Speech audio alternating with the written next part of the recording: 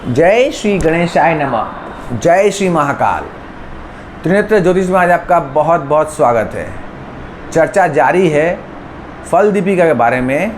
आचार्य मंतेश्वर जी ने क्या बताया है, हम लोग को क्या समझाया है, उसी की चर्चा करेंगे। आज का विषय गोचर, और यह गोचर बृहस्पति देव का है जो कि 11 मार्च से मार्गी हो रहे हैं। अभी बृहस्पति देव वक्रगत अवस्था में है। अभी 11 मार्च से मार्गी हो रहे हैं 2 जून तक, और यह हो रहे हैं मिथुन राशि पर।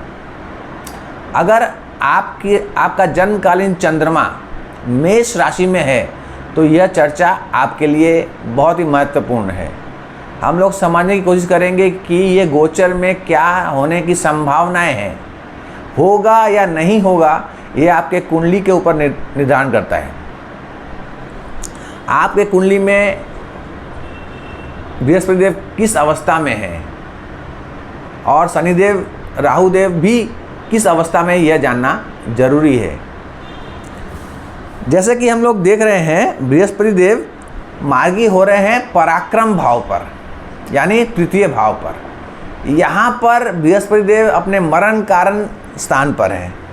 इनके पास शक्ति कम होगी। मरण कारण मतलब मृत नहीं, मरण कारण का मतलब होता है जहाँ ऊर्जा कम है, शक्ति कम है। पराक्रम भाव में बृहस्पति का गोचर हो रहा है मार्गी अवस्था में।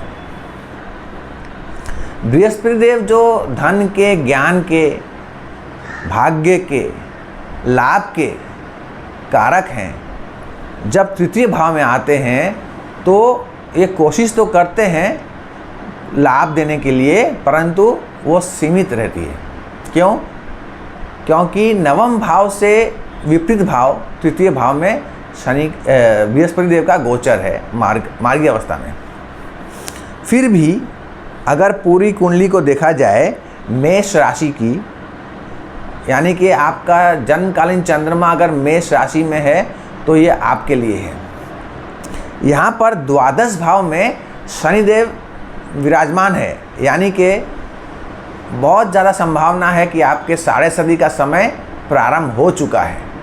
शनिदेव का असर आपके जीवन पर धीरे धीरे धीरे शनै शनै शनै गंभीर होता जा रहा है।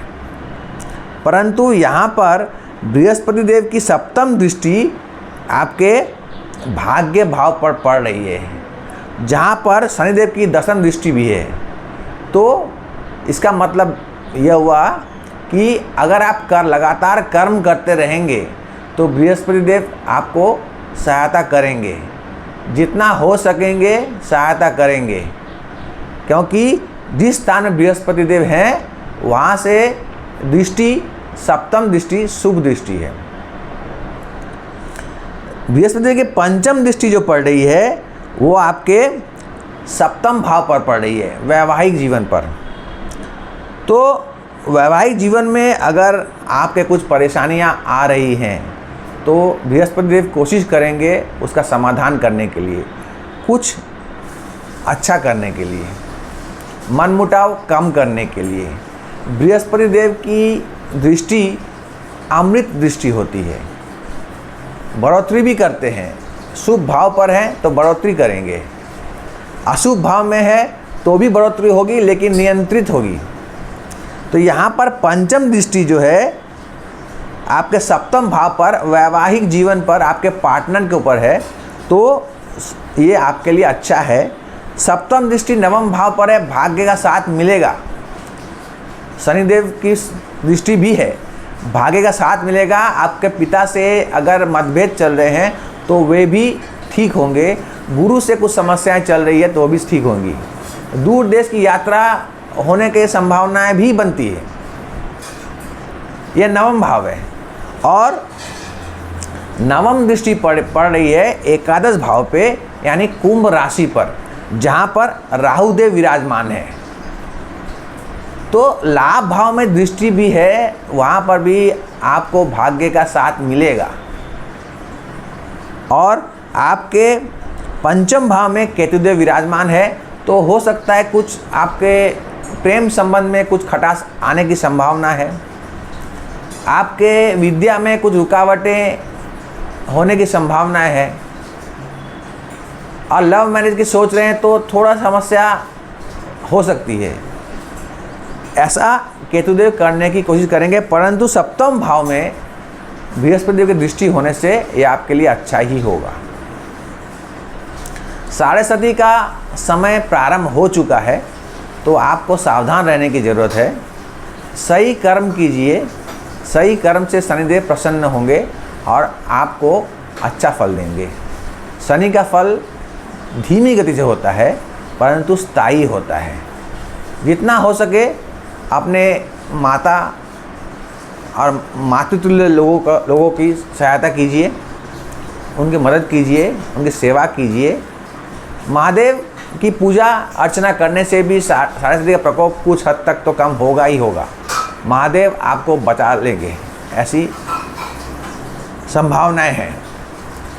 हनुमान चालीसा का पाठ भी आप कर सकते हैं, क्योंकि यह मेष राशि जो है, इनके स्वामी है मंगल, और मंगल यानी हनुमान जी, तो उनकी आराधना से भी आपको साढ़े सती में काफ़ी हद तक आराम मिल सकता है। यह एक साधारण गोचर के बारे में मैंने कहा, ये संभावनाएं हैं। देखिए, ज्योतिष संभावना का विषय है, ऐसा होगा ही ये नहीं कह सकता हूँ मैं। साधारणतः ऐसा होने की संभावना है, परंतु आपके कुंडली की विवेचना करनी जरूरी है, तभी आपको बता पाऊँगा मैं कि क्या हो रहा है आपके जीवन में, क्या चल रहा है, और कहाँ तक आपको तकलीफ़ का समय कैसे गुजारना है, और आपको अच्छाई की तरफ कैसे जाया जाए, क्या करना से आपको अच्छा होगा। ये सारी बातें आपकी कुंडली बताएगी, उन पर ग्रहों की स्थितियाँ बताएंगी। आपका जो नक्षत्र है, जिस नक्षत्र का जन्म हुआ है, अश्विनी, भरणी या कृतिका, किस नक्षत्र में जन्म हुआ, उसका भी प्रभाव आपको पड़ेगा, क्योंकि जो नक्षत्र होते हैं वो डायरेक्शन देते हैं ग्रहों को। तो चंद्रमा आपके कौन से नक्षत्र में है जन्मकालीन, उसका भी अवलोकन करना पड़ेगा और समझना पड़ेगा क्या हो रहा है। बस आज के लिए इतना ही, मुझे आज्ञा दीजिए। अगले दिन मैं दूसरे अग्नि तत्व राशि यानी कि सिंह राशि के बारे में चर्चा करूंगा। तब तक मुझे आज्ञा दीजिए। राधे राधे।